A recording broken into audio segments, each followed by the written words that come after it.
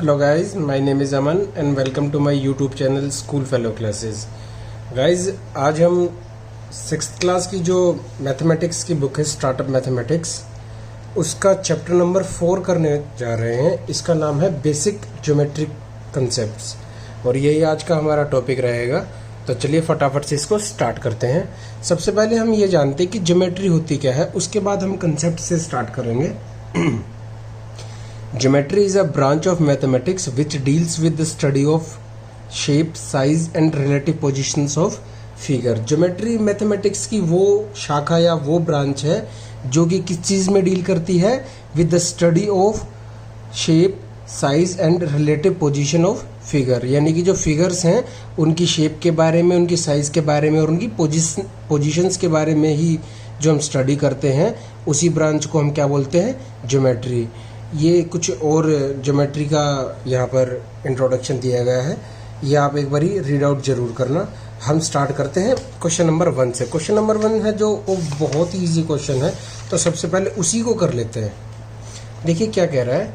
Identify the following figures are open and which are closed. इन ये जो 5 figures दी हुई है, इनमें से हमको ये बताना है कि ओपन फिगर कौन सी है और क्लोज्ड फिगर कौन सी है. अब वैसे अगर हम टेक्निकल लैंग्वेज में बात करें तो जैसे मैं कोई फिगर बनाने जा रहा हूँ, यहाँ पे ये मैंने फिगर बनाई, यहाँ से मैंने स्टार्ट किया, इसको ऐसे ऐसे ऐसे और दोबारा से मैं यहाँ आ गया. अगर मेरा स्टार्टिंग पॉइंट और एंडिंग पॉइंट सेम है तो वो फिगर कैसी है, क्लोज्ड है. या मैं यहाँ से मैंने शुरू किया, एक सर्कल बनाना शुरू किया और यहीं पे आके वो ख़त्म हो गया. या मैं एक ऐसी फिगर बनाऊँ, ये भी ये देखिए मैं यहाँ पर दोबारा बना के दिखा देता हूँ. सपोज कीजिए मैं ऐसी कोई फिगर बनाता हूँ, यहाँ से मैंने स्टार्ट किया था और यहीं पे मेरा ख़त्म हो गया. या फिर मैं कोई ऐसी फिगर बनाऊँ और ये यहाँ ख़त्म हो गया, लेकिन ख़त्म कहाँ होना चाहिए था क्लोज्ड फिगर के लिए, यहाँ पे. और ये एंडिंग पॉइंट क्या है इसका, यहाँ पे. तो ये कैसी है, ये है ओपन फिगर. इसको हम वैसे भी देख करके पता लगा सकते हैं ओपन फिगर कौन सी होती है और क्लोज्ड फिगर कौन सी होती है. क्लोज्ड फिगर ये जितनी भी आपको, अगर ऐसी भी कोई फिगर है तो ये भी एक क्लोज्ड ही फिगर है. तो चलिए क्वेश्चन नंबर 1 में देखते हैं कि आपको देखते ही पता चल रहा होगा कि जो फिगर नंबर 1 है, फिगर नंबर 2 है और फिगर नंबर जो 5 है, ये सारी क्या है, क्लोज्ड फिगर हैं. 5 को भी आप देख लीजिए. सपोज कीजिए मैं यहाँ से इसको बनाना स्टार्ट करता हूँ, इस वाले पॉइंट से, ये गया, ये गया, ये ऐसे, ये यहाँ, यहाँ पे, यहाँ पे, यहाँ पे, यहाँ पे और ये इधर. ये जहाँ पे स्टार्ट हुआ वहीं पे ख़त्म हो गया. और थर्ड और फोर्थ आप बना करके देखिए, स्टार्टिंग और एंडिंग पॉइंट इसका अलग होगा. या फिर आप इसको देख करके भी नॉर्मली बता सकते हैं कि जो फिगर जो 3 है और जो फिगर नंबर 4 है वो क्या है, ओपन फिगर है, क्लोज्ड नहीं है.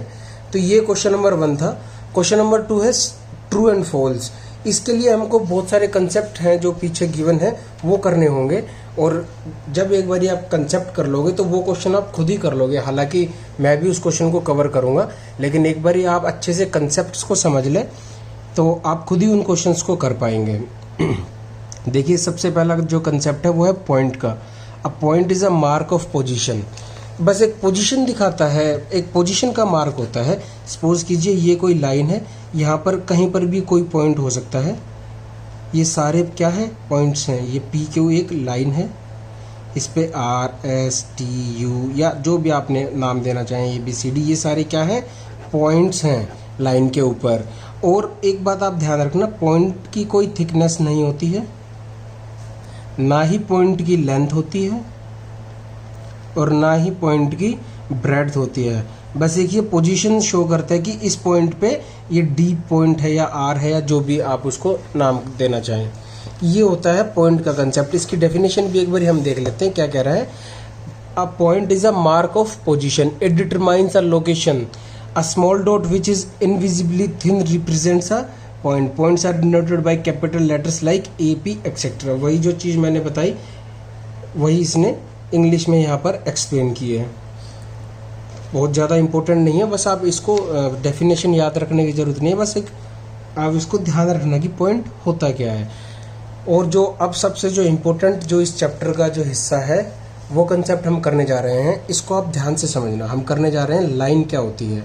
देखिए लाइन एक वो चीज़ होती है, सिंपली ये कोई लाइन नहीं है। जब हम इसमें एरो पुट कर देते हैं P और Q, सपोज करिए मैं कोई लाइन बनाता हूँ, इसका मतलब ये है कि ये जो P, ये जो पॉइंट है, इसको हम इन्फानाइटली कितना भी आगे तक बढ़ा सकते हैं, और ऐसे ही हम Q के साथ कर सकते हैं, फिर यहाँ से आगे बढ़ा सकते हैं, फिर और बढ़ा सकते हैं, और बढ़ा सकते हैं। तो यही जो चीज़ होती है, जो दोनों तरफ से, दोनों ही पॉइंट से एक्सटेंड जो हो जाए स्ट्रेट पाथ पे, उसको हम क्या बोलते हैं, लाइन बोलते हैं। और लाइन सेगमेंट का कंसेप्ट भी मैं आपको साथ साथ बता देता हूँ। ये कोई लाइन है, सपोज कीजिए P और Q, यहाँ पर दो पॉइंट हैं L और M। ये पॉइंट जो था ना, ये आगे नहीं बढ़ सकता, ये लाइन का ही एक पार्ट है। ये जो L और जो M है ना, ये एक लाइन सेगमेंट है, और इसको हम ऐसे डिनोट करते हैं। और ये जो PQ जो है पूरी, जिसको हम इधर भी एक्सटेंड कर सकते हैं और इधर भी एक्सटेंड कर सकते हैं, इसको हम ऐसे शो करते हैं। ये लाइन होता है, इसका मीनिंग समझ रहे हैं आप मेरे बात। तो ये है लाइन और लाइन सेगमेंट का कंसेप्ट। देखिए एक बार हम इनकी डेफिनेशन भी फटाफट से पढ़ लेते हैं। लाइन क्या है? A collection of point along an endless straight path is called a line, it has no beginning end. देखिए जैसा मैं आपको कह रहा था ना तो कोई इसकी बिगिनिंग होती है और ना ही कोई एंड होता है, क्योंकि ये इस तरफ भी बढ़ सकती है और इस तरफ भी बढ़ सकती है। जैसे यहाँ पर एग्जाम्पल गिवन है, और इसका साइन होता है ये जो PQ के ऊपर ऐसे लगा करके दिया है ना, ये लाइन ही होती है इसका मतलब। और उसके बाद लाइन सेगमेंट क्या बोलता है? अ पार्ट ऑफ लाइन, जैसा कि मैं बता रहा था, ये लाइन का ही पार्ट होता है। From one fixed point two the other is called a line segment. ये देखिए यहाँ पर ये गिवन है, A और B यहाँ पर क्या है? लाइन सेगमेंट है।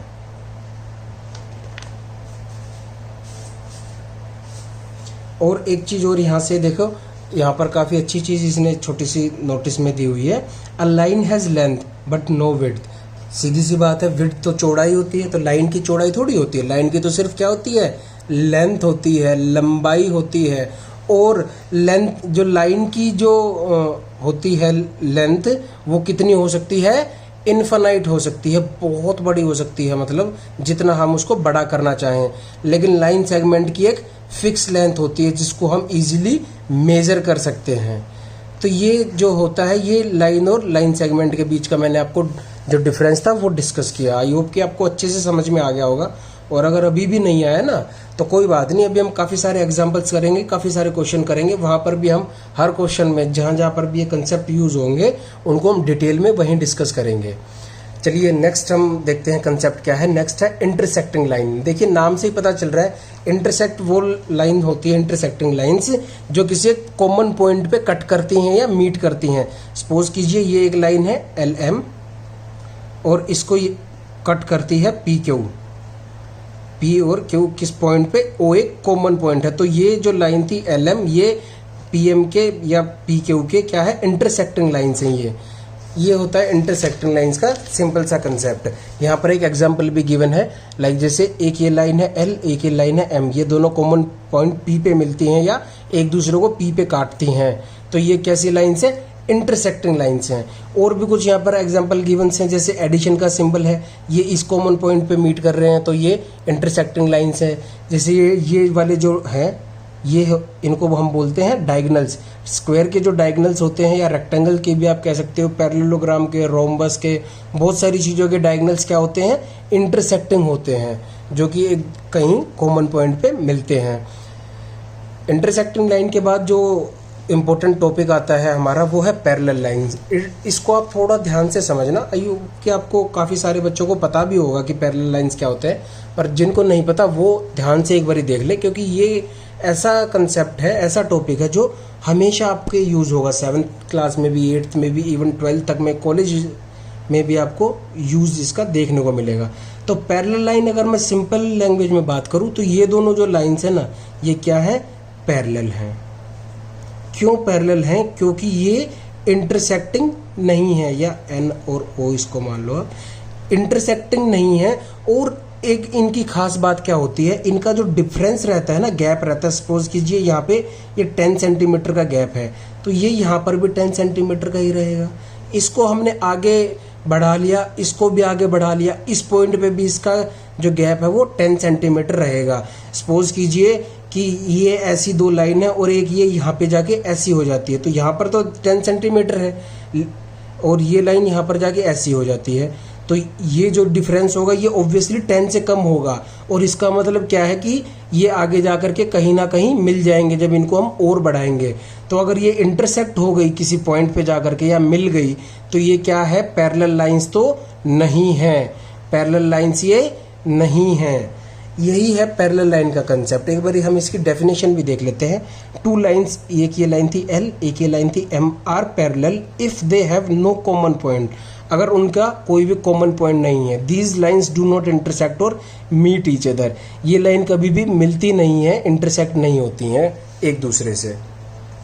एग्जाम्पल्स गिवन है, जैसे आप टेबल का ही देख लीजिए। एक रेक्टेंगुलर टेबल होता है हमारे घरों में, उसकी जो अपोजिट साइड्स होती हैं, ये वाली इसके पैरेलल होती है और ये इसके अपोजिट है, ये दोनों आपस में अपोजिट है तो ये आपस में पैरेलल होती हैं, ये वाली और ये वाली।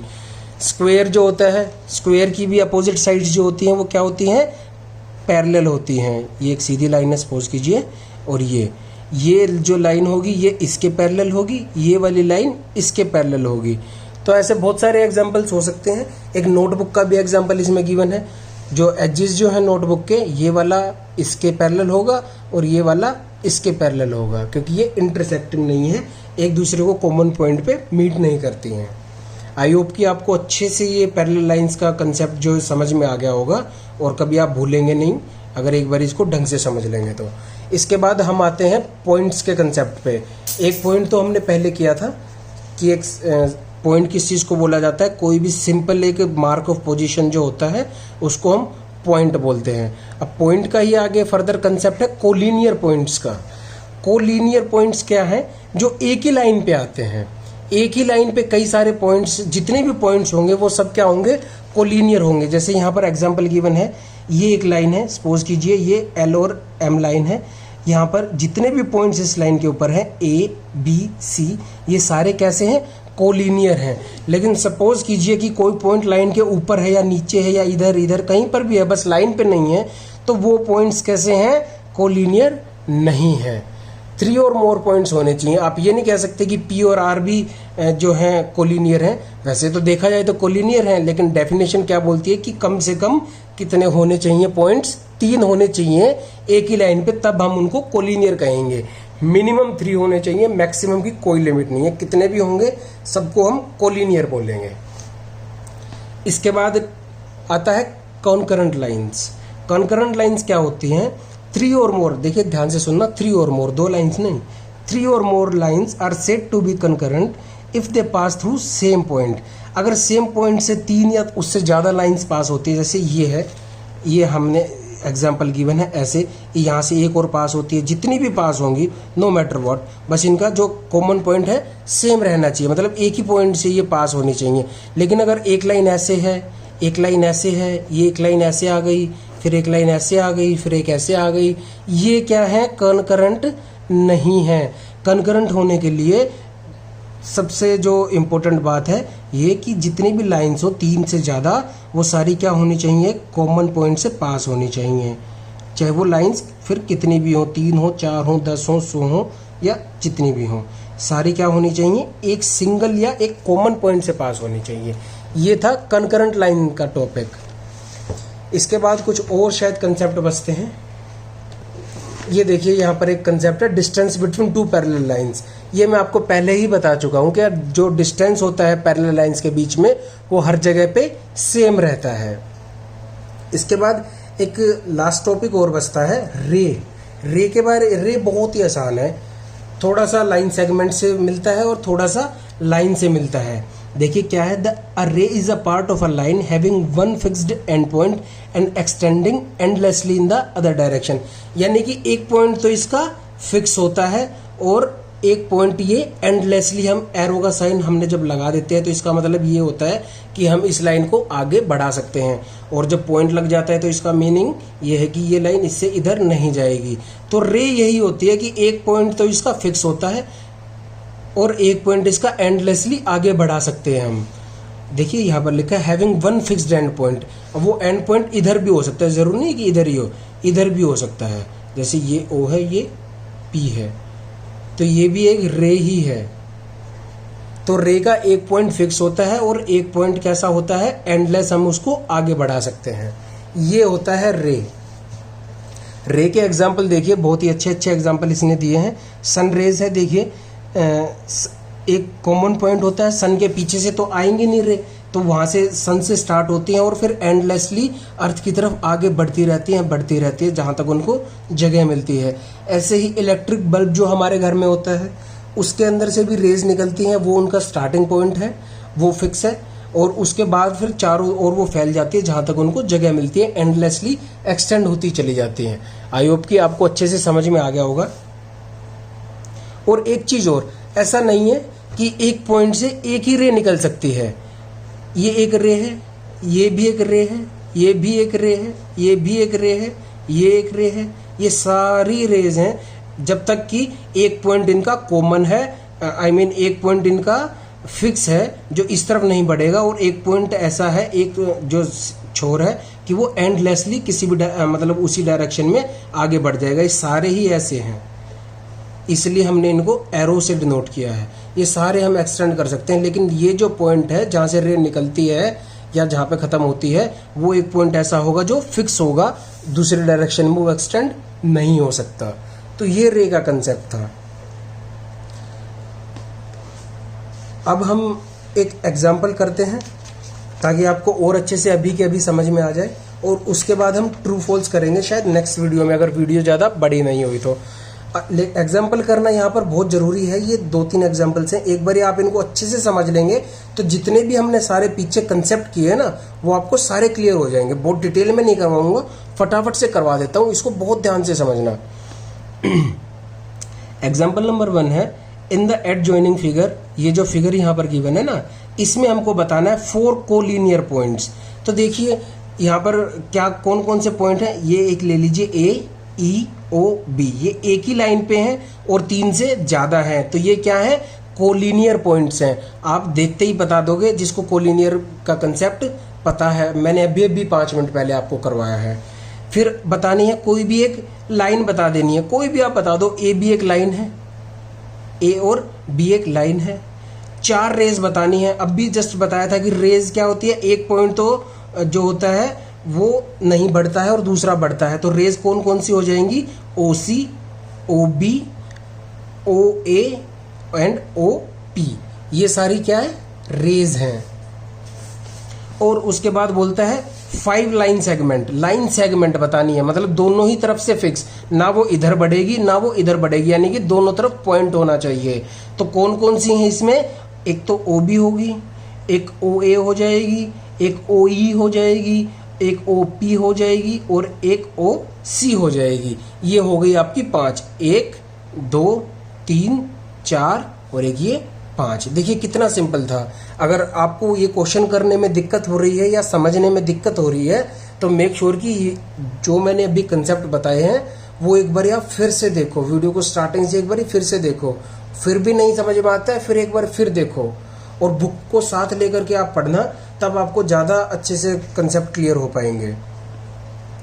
एग्जाम्पल नंबर 2 है, name the given line in all possible 12 ways choosing only 2 letters at a time from the 4 given।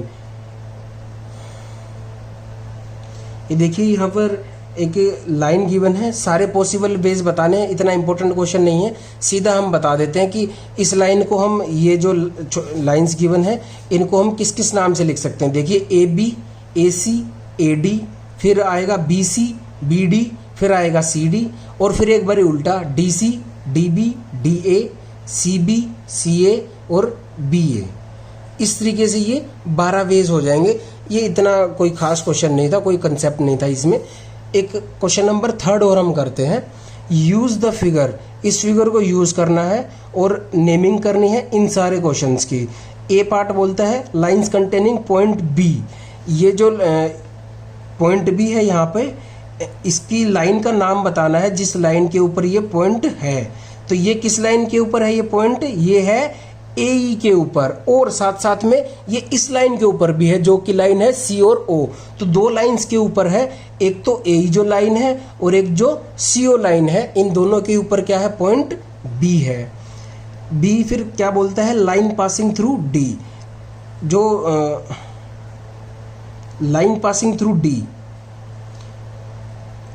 D से कौन सी लाइन पास होती है? डी से पास होती है बीई।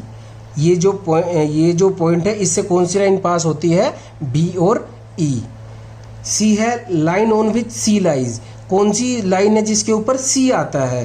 तो ये तो आपको देख के ही पता चलता है कि किसके ऊपर आता है सी? बी और ओ के ऊपर आता है सी। ये देखिए, ये जो लाइन है बी और ओ, इसके ऊपर क्या है? सी है। और डी क्या बोलता है? Two pairs of intersecting line. ये तो आप देखते ही बता दोगे। एक तो कौन सा पेयर है? ए ई और सी ओ, ये दोनों कॉमन पॉइंट किस पे मिलते हैं? बी पे। और दूसरी कौन सी है? ए ई और एफ ई, ये दोनों भी इस पॉइंट पे कॉमन मिलते हैं। और इसी का लास्ट क्वेश्चन है, रेज हैविंग ई एज स्टार्टिंग पॉइंट। कौन सी रेज ऐसी हैं जिनका स्टार्टिंग पॉइंट ई है? ये वाला। तो देखिए कौन कौन सी हो जाएंगी। एक तो हो जाएगी ई एफ और एक हो जाएगी ई और डी। तो अब आपको आई होप कि अच्छे से सारे कंसेप्ट भी समझ में आ गए होंगे। यहाँ पर हमने उनके एग्जाम्पल्स भी कर लिए हैं, और अगर फिर भी आपको नहीं समझ में आए हैं तो एक बार ये सारे एग्जाम्पल्स आप खुद से करके देखना और वीडियो को रिपीट करके देखना जब तक आपको सारे कंसेप्ट क्लियर नहीं हो जाते।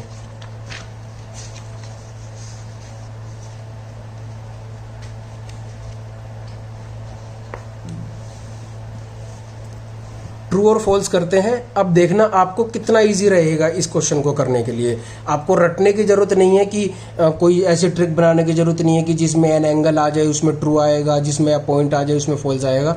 अब देखिए आप खुद ही आपको पता चल जाएगा। जो मैंने आपको पीछे जो बातें बताई थी ना, उसी के बेस पे हैं ये सारे क्वेश्चन। फर्स्ट बोलता है an angle is formed when two line intersect. सीधी सी बात है, ये तो आपको पता ही होगा। जब दो लाइन मिलती हैं तभी कोई एंगल बनता है। वो एंगल ऐसे हो या वो एंगल ऐसे हो या वो कैसे भी हो सकता है, लेकिन दो लाइंस का मिलना वहाँ पे जरूरी है। ये दो लाइन से इनके बीच में कोई एंगल है? कोई एंगल नहीं है जब तक ये मिल नहीं जाती। ये अब एंगल यहाँ पर बन गए जहाँ पर उसका मीटिंग पॉइंट है।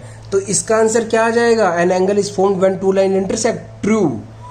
बी बोलता है a point has no length and breadth. ये मैंने आपको बताया था, पॉइंट एक सिर्फ मार्क ऑफ पोजीशन होता है। इसकी ना कोई लेंथ होती है, ना कोई ब्रेड्थ होती है, और ना ही कोई थिकनेस होती है। तो ये क्या आ जाएगा? True. A point has thickness. अभी मैंने बताया था कि पॉइंट की थिकनेस नहीं होती है, तो ये क्या हो जाएगा? फॉल्स। डी क्या हो जाएगा? The length of a line is measurable. यानी कि हम मेजरेबल होता है जिसको हम मेजर कर सके, यानी कि जिसको हम नाप सके। तो आप जो लाइन है उसकी लेंथ को मेजर कर सकते हैं? जी नहीं। अभी तो मैंने आपको थोड़ी देर पहले बताया कि वो दोनों ही डायरेक्शन में क्या होती है? एंडलेसली बढ़ाई जा सकती है। तो इसकी लेंथ क्या होती है? इमेजरेबल होती है, यानी कि हम उसको नाप नहीं सकते। तो ये क्या हो जाएगा? फॉल्स। ई क्या बोलता है? अ रे extend indefinitely in both direction. क्या जो रे होती है एक, वो दोनों डायरेक्शन में आगे बढ़ती है? जी नहीं। ये आपको पता ही होगा जिसने वीडियो ध्यान से देखी होगी कि रे का एक पॉइंट फिक्स होता है और दूसरी डायरेक्शन में वो एंडलेसली बढ़ सकती है। तो ये क्या हो जाएगा? क्वेश्चन क्या कह रहा है कि रे जो होती है दोनों डायरेक्शन में बढ़ सकती है। तो आपको पता है कि आंसर क्या हो जाएगा? फॉल्स हो जाएगा। एफ पार्ट में देखिए क्या बोलता है, infinite numbers of line can pass through two given points. ये तो सिंपल सी बात है। ये क्या हो जाएगा? फॉल्स हो जाएगा। दो पॉइंट से इन्फिनाइट नंबर ऑफ लाइन आप कैसे पास कर सकते हो? सिर्फ दो पॉइंट से तो एक ही लाइन एक बारी में पास हो सकती है। तो इसका आंसर क्या हो जाएगा? फॉल्स हो जाएगा। देखिए कितना सिंपल ये एक्सरसाइज है कंसेप्ट सीखने के बाद। जी पार्ट क्या बोलता है? The number of points on a line segment is finite. Finite नहीं होते हैं। देखिए फाइनाइट क्या होता है कि मतलब जो हम गिन सकते हैं, मतलब 2, 4, 10, 100। इनफाइनाइट मतलब जिनकी कोई गिनती नहीं है, काउंट मतलब काउंट हम उनको नहीं कर सकते। तो लाइन सेगमेंट में वैसे तो 2 पॉइंट होने जरूरी हैं, लेकिन जरूरी नहीं है कि लाइन सेगमेंट में 2 ही पॉइंट हों।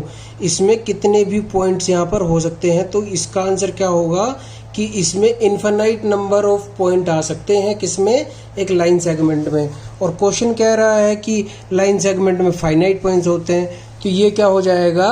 फॉल्स हो जाएगा। एच क्या बोलता है? 2 points in the plane determine a unique line segment. ये हो जाएगा ट्रू। एक बेसिकली यहाँ पर एक कंसेप्ट है, ये क्या है, प्लेन का कंसेप्ट है, ये मैं आपको नेक्स्ट वीडियो में कवर कराऊंगा। अभी फिलहाल आप इसका आंसर समझ लीजिए कि ये क्या होगा, ट्रू होगा। नेक्स्ट वीडियो में मैं इसको डिटेल में कंसेप्ट को कवर करूंगा। अभी वीडियो ज़्यादा लंबी हो रही है इसलिए अभी कंसेप्ट को कवर नहीं कर रहे हैं। आई बोलता है अ ट्रायंगल में हैव 4 वर्टिसेस। नहीं, कैसे वर्टिसेस 4 हो जाएंगे ट्रायंगल के? तो हर किसी को पता है कि सबसे पहले तो वर्टेक्स देखिए किसको बोलते हैं। ये जो जहाँ पर 2 लाइंस मीट करती है ना और एक एंगल जहाँ पर ये बनाती हैं, इसको हम क्या बोलते हैं, इस पॉइंट को वर्टेक्स। ये भी एक वर्टेक्स है, ये भी एक वर्टेक्स है।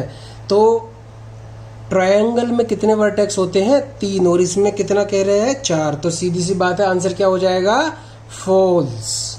क्या हो जाएगा, फॉल्स। जे है the interior of a triangle includes its vertices. देखिए ये एक ट्रायंगल है, इसमें 2 कंसेप्ट होते हैं। एक तो ट्रायंगल होता है इंटीरियर, यानी कि ये जो अंदर अंदर का जितना भी दिखाई दे रहा है ना आपको, ये जितना भी हिस्सा है ये सारा क्या है, इंटीरियर है। और एक होता है ट्रायंगल रीजन, ट्रायंगुलर रीजन। उसमें क्या होता है, ये जो लाइंस होती हैं ये भी इंक्लूड होती हैं, और ये जो लाइन यहाँ पे जो ये मिली है, जो वर्टेक्स बना रही हैं ये भी, और प्लस में जो इसका सारा इंटीरियर है वो, इन सब चीज़ों को मिलाकर के क्या बनता है, एक ट्रायंगुलर रीजन बनता है। तो एक इंटीरियर में वर्टेक्स जो होते हैं एक ट्रायंगल के, वो इंक्लूड नहीं होते, क्योंकि इंटीरियर का मतलब ही क्या होता है, सिर्फ अंदर अंदर का पार्ट, यानी कि बाहर का कुछ नहीं, इवन लाइंस भी नहीं। तो ये आंसर क्या हो जाएगा इसका, false. The interior of a triangle includes its vertices, no. But next question क्या बोलता है, a triangular region includes its vertices. अभी मैंने बताया कि ट्रायंगुलर रीजन ये क्या है, ये पूरा ट्रायंगुलर रीजन है, ये लाइंस और ये जो वर्टेक्स बना रही हैं प्लस इसका इंटीरियर, इन सब चीज़ों को मिलाकर के क्या बनता है, क्या वर्ड था, ट्रायंगुलर रीजन। क्या बनता है, ट्रायंगुलर रीजन। तो अब आपको पता चल गया होगा कि इसका आंसर क्या रहेगा, इसका आंसर होगा ट्रू, क्योंकि एक ट्रायंगुलर रीजन में उसके वर्टेक्स हम इंक्लूड करते हैं। तो ये क्वेश्चन नंबर 1 था, एक जो छोटा सा कंसेप्ट है वो, और 3 क्वेश्चन नंबर 4 एंड 5 ये मैं आपको नेक्स्ट वीडियो में करवाऊंगा। तब तक के लिए, जब तक नेक्स्ट वीडियो नहीं आती, आप इस वीडियो को बार बार देखिए, क्योंकि नेक्स्ट वीडियो जो आएगी वो इसी वीडियो के ऊपर काफ़ी कुछ डिपेंड करेगी। तो मिलते हैं आपसे नई वीडियो के साथ, तब तक के लिए goodbye, take care, and please make sure to subscribe my YouTube channel School Fellow Classes. Thanks for watching.